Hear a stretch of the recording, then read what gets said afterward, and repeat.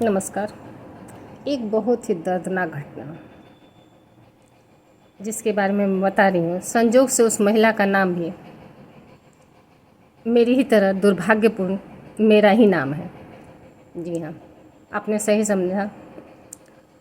एक माँ, उसका नाम सुमन है, जो कभी अपने घर की नींव होती थी, आखिरकार अपने ही घर में वो बेगानी बना दी गई।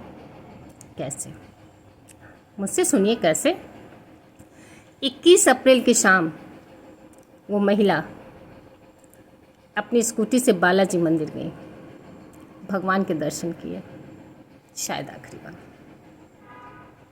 मरने से पहले भगवान के दर्शन किए, फिर नहर किनारे पहुंची और एक ऐसा कदम उठाया जिसको सुन करके रूह कांप जाएगी। लेकिन उससे पहले, मरने से पहले, उसने 15 मिनट का अपनी बहू को एक ऑडियो बना के भेजा। उस ऑडियो को जानिए आप, उसने क्या भेजा। उनके ये आखिरी शब्द जो हर माँ का दर्द बयां करती है। आज के समय में हर माँ का, हर बेटे की माँ का दर्द बयां करती है। तूने मुझे मेरे बेटे से अलग कर दिया। कहते हैं मरने वाला कभी झूठ नहीं बोलता। पता नहीं, तूने मुझे मेरे ही बेटे से अलग कर दिया। मुझे अपनी पोती को गोद में लेने तक नहीं देती थी। जिस दर्द से मैं आज तड़प रही हूँ, इस माँ का दर्द देखिए। जिस दर्द से मैं आज तड़प रही हूँ, एक दिन तू भी तड़पे।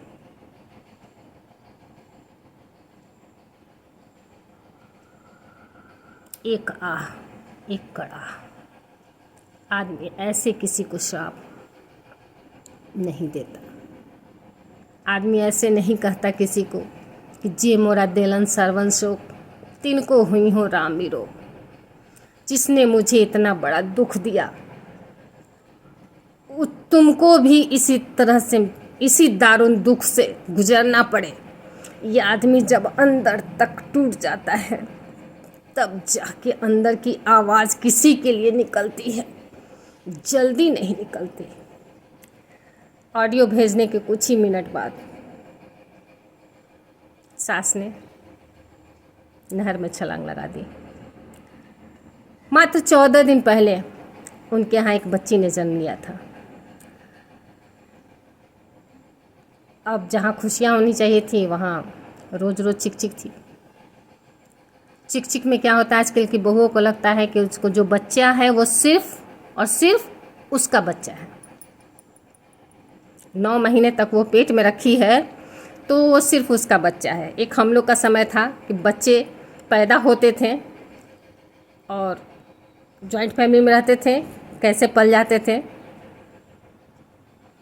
पता ही नहीं चलता था। देखते देखते बच्चे बड़े हो जाते थे, पता ही नहीं चलता था। आज का समय है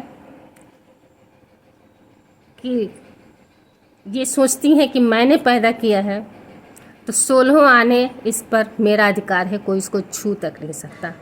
आप छूइए, गर्दन टेढ़ा हो रहा है, हाथ दब रहा है, पैर दब रहा है, बच्चे को कुछ हो जाएगा, मच्छर काट रहा है, मक्खी काट रही है, आपके लेते ही 50 तरह के नखरे शुरू हो जाएंगे। ऐसे मत लीजिए, दूध उल्टी कर देगी, ऐसे मत, आपको सिखाएगी जैसे आपने कभी बच्चा देखा नहीं, जैसे आपने तो कभी बच्चा देखा ही नहीं।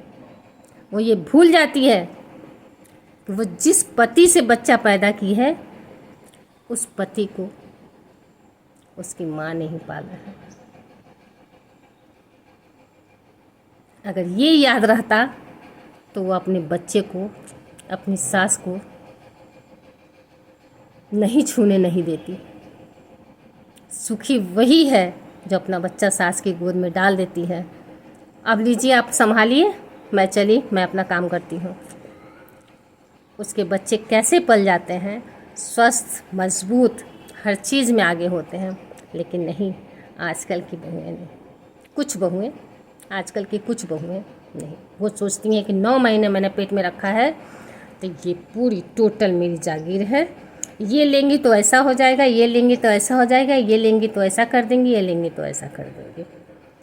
बच्ची को भी छूने नहीं देती थी, बेटे से भी अलग कर दिया था। घर में आए दिन किचकिच। नतीजा इस सास ने ऑडियो बना के बहू को भेजा कि जितना मैं तड़प रही हूँ अपने बेटे के लिए और बेटे की जन्मी हुई बेटी यानी अपनी पोती के लिए, एक समय आएगा कि तू भी इतना ही तड़पेगी। अब ये तो बात की बात है, लोग तसल्ली देने के लिए कहते हैं कि भगवान के घर देर है अंधेर नहीं है। लोग ये भी तसल्ली देते हैं कोई देखे ना देखे, ऊपर वाला तो देख रहा है। मुझे नहीं पता कि ये कब होगा, होगा भी कि नहीं होगा, लेकिन जिसकी जान जानी थी वो तो चली गई। जो एक सपना लेकर अपने बेटे का शादी की, जब बहू प्रेग्नेंट हुई तो खुश हो गई कि मेरे घर में खुशियाँ बिखरेगी। सारे अरमानों पे जब वज्रघात हो गया तो सुमन देवी ने अपना एक फ़ैसला लिया और सब कुछ ईश्वर पर छोड़ उन्होंने अपनी जीवन लीला समाप्त कर ली। अब आप में से कुछ लोग कहेंगे ये सही नहीं किया, ये गलत किया, या ये ऐसे किया, वो वैसे किया। तो बस यही कहूँगी मैं कि जातन लागे सौ तन जाने। जिस तन पे लगती है वही तन जानता है, दूसरा तन इसको नहीं जान सकता। जानने के लिए उस दर्द से, उस परिस्थिति से आपको गुजरना होता है, तब जाके आप अगले का दर्द महसूस कर पाती हैं। अन्यथा आपको ये कहानी लगेगी और कुछ नहीं। बाकी मैं आपकी राय जानना चाहूँगी कि माताजी ने ठीक किया। आत्महत्या कोई बहादुरी का काम नहीं है, आत्महत्या कोई बहुत अच्छा काम नहीं है, लेकिन एक आत्महत्या करने वाले से पूछिए कि वो किस मानसिक द्वंद्व से गुजरता है। क्योंकि यंग तो यंग, अब अधेड़ और बूढ़े भी आत्महत्या कर रहे हैं। हैरानी हो रही है। यंग तो कर ही रहे हैं क्योंकि यंग में यंग ब्लड है, नहीं बर्दाश्त कर पा रहे हैं, चाहे नहीं हो पा रहा है।